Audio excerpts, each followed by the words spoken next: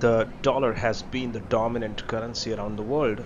The US dollar has been the dominant currency since the World War II, and roughly like half of the international trade, um, international loans, and global debt securities are all dominated in the USD.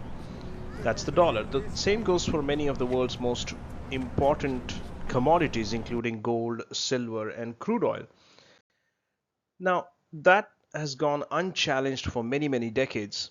Uh, but what is happening recently is a new bloc has come up, and this can pose a problem to the dollar's dominance. What we are talking about here is the BRICS expansion.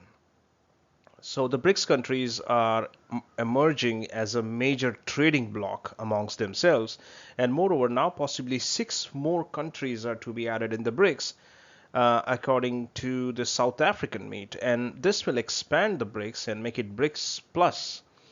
Not sure if it will still be named as BRICS because right now the name consists of five countries. That's Brazil, Russia, India, China, and South Africa. The question is, and the question that is bothering many traders and economists in the US is whether it will end the era of petrodollars, or particularly in the oil business. Now, while there is no such currency as petrodollar, the US currency, the dollar or the greenback, is the medium in which the most global trade is conducted among nations around the world.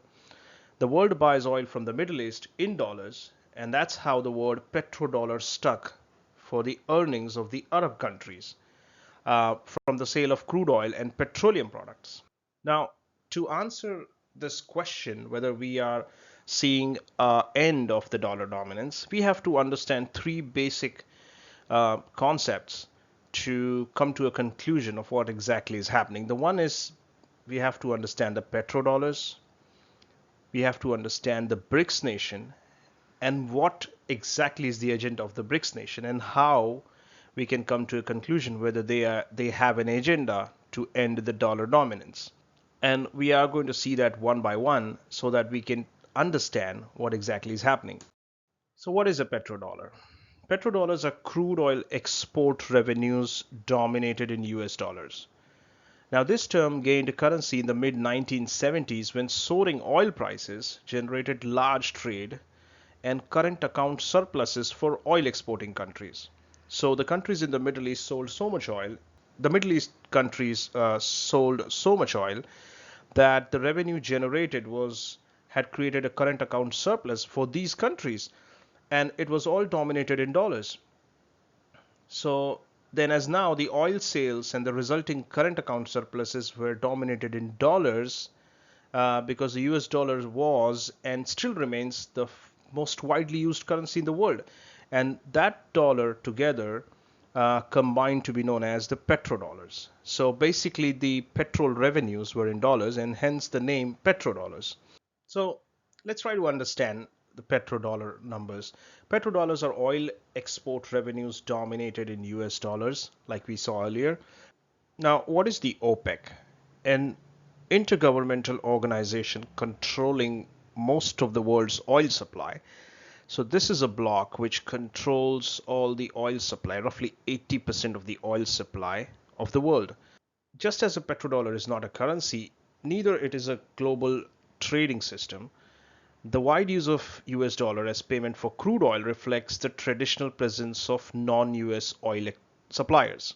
The concept of the petrodollar has been a central element in global economics and geopolitics for decades.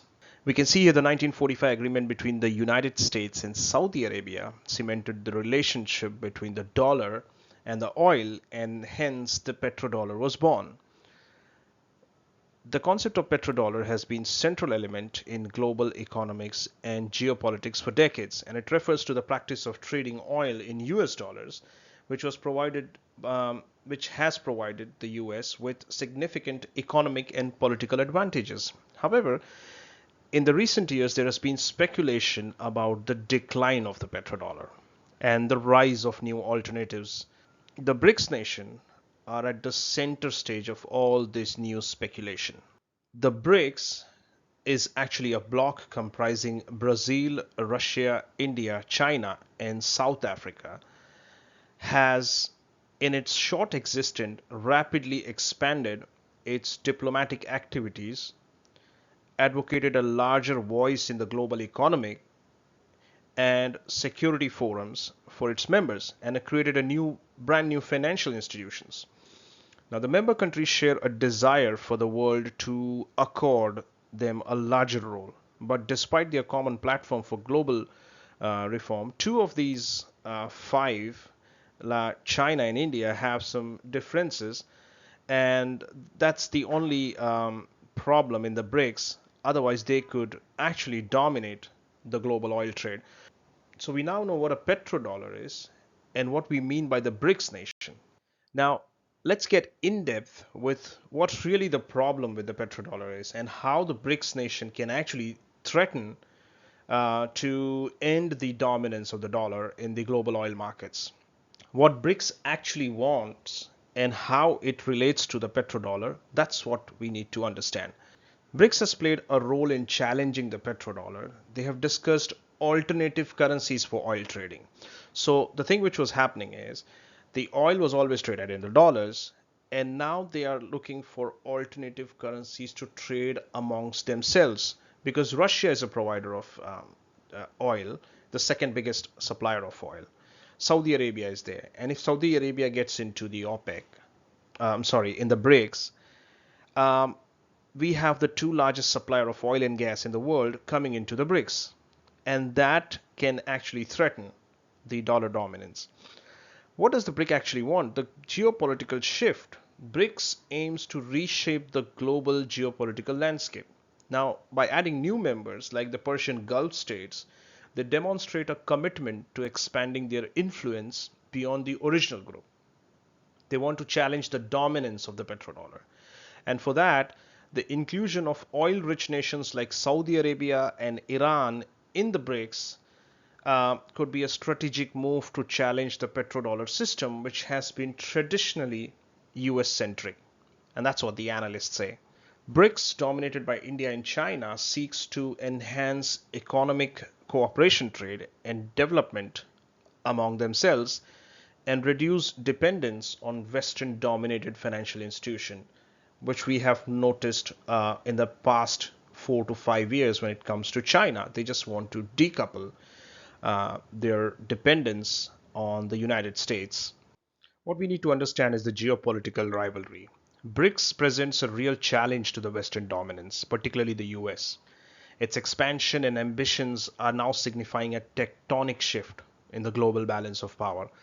The fate of the petrodollar is a complex and evolving issue. While it may not be entirely dead as of now, there are significant challenges to its dominance. So let's try to understand the relationship effect of OPEC and petrodollars. So there is no real currency that is called petrodollar. The term petrodollar grabbed international attentions in the 1970s oil crisis when there were gas lines and historic price spikes. That was after Iran, Iraq, Kuwait, Saudi Arabia, and Venezuela established the Organization of Petroleum Exporting Countries, which is called OPEC, in 1960. The goal was to unify oil policies for member countries based on the thinking that there is a power in joining together. You can now see that influence today. It shows OPEC's share of world crude oil reserves. It controls about 80% of the world market. Analysts often refer to the OPEC as the most powerful oil cartel in the world, who can drop or push up prices with a single decision to cut back or increase oil production. As early as in the 70s, oil exporting nations chose to let global oil sales be dominated in US dollars, with the logic that the US dollar was the most widely used, liquid, and reliable, and even the most stable currency. That logic still holds true, but it is now being challenged. In 1974, Saudi Arabia agreed to use petrodollars to buy US Treasury, and it was one of the earliest petrodollar deals. Since then, Saudi Arabia and other governments have purchased US military weapons and other products with the petrodollars, Behind the curtain, though, there's a hidden truth. There is no law that oil exporters must accept US dollars for their oil. Governments can decide what makes the most sense for them economically and geopolitically. And today, a new power is emerging, and that's called the BRICS Plus government. So, what is the BRICS Plus? Turning away from the petrodollar? Is that what the BRICS are doing? The BRICS Plus power have been making deals to buy OPEC Plus oil in the most prominent currency they can access, and that is like the Chinese yuan. And now there's a new term emerging which we call petro yuan. BRICS stands for Brazil, Russia, India, China, and South Africa. New Middle East countries are being added, and the expansion continues in the hope it can emerge as one of the major trading blocs. And that can guide and create a new economic order in the global trading system, as opposed to the euro and the US dollar.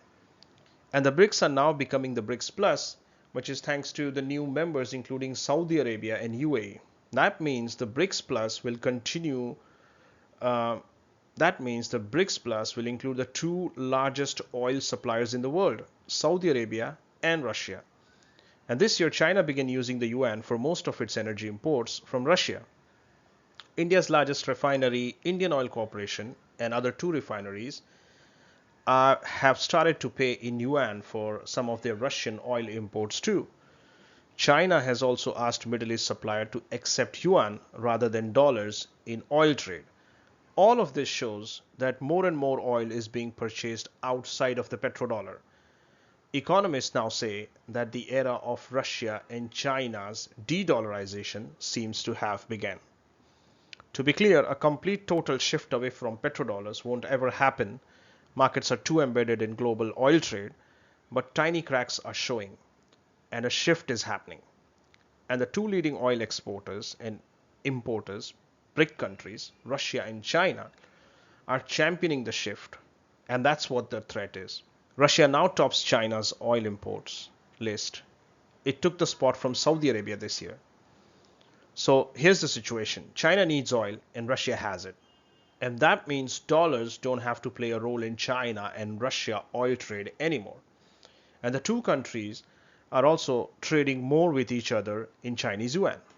These developments are due to the two main factors. The first is that the freezing of Russia's foreign bank reserves by the West after Russia invaded Ukraine in February 2022, and that actually turned out to be a bad decision by the US and UK and the other developed nations. The second is that Russia has led the charge for BRICS and others to de-dollarize trade since the financial crisis of 2008, followed by the calls from China.